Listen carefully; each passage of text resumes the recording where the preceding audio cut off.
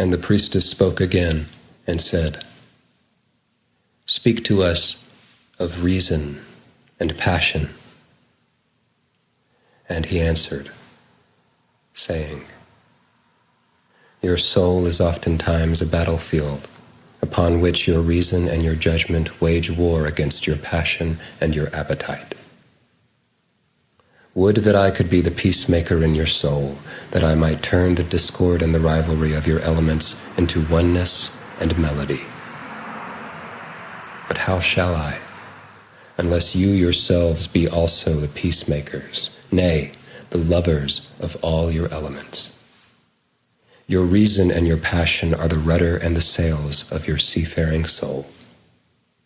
If either your sails or your rudder be broken, you can but toss and drift, or else be held at a standstill in mid-seas.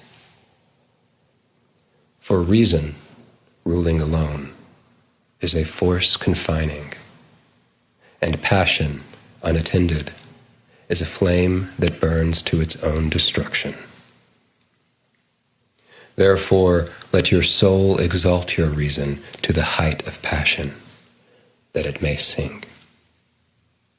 And let it direct your passion with reason, that your passion may live through its own daily resurrection, and like the phoenix, rise above its own ashes.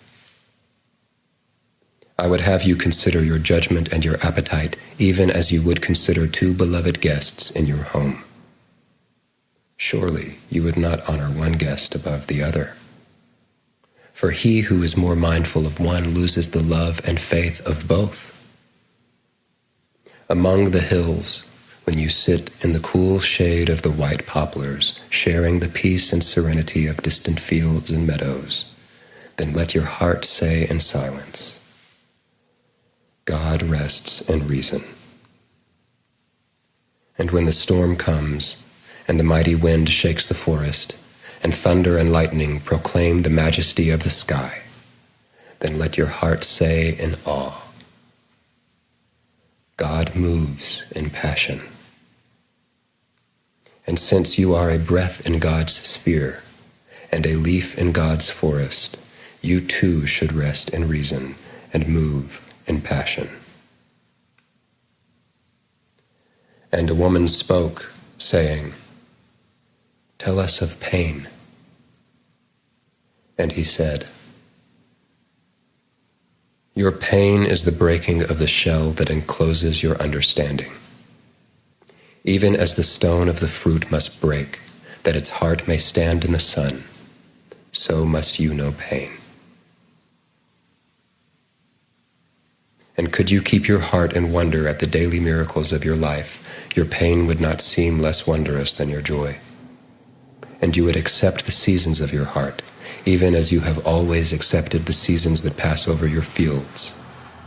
And you would watch with serenity through the winters of your grief. Much of your pain is self-chosen. It is the bitter potion by which the physician within you heals your sick self. Therefore, trust the physician and drink his remedy in silence and tranquility. For his hand, though heavy and hard, is guided by the tender hand of the unseen. And the cup he brings, though it burns your lips, has been fashioned of the clay which the potter has moistened with his own sacred tears.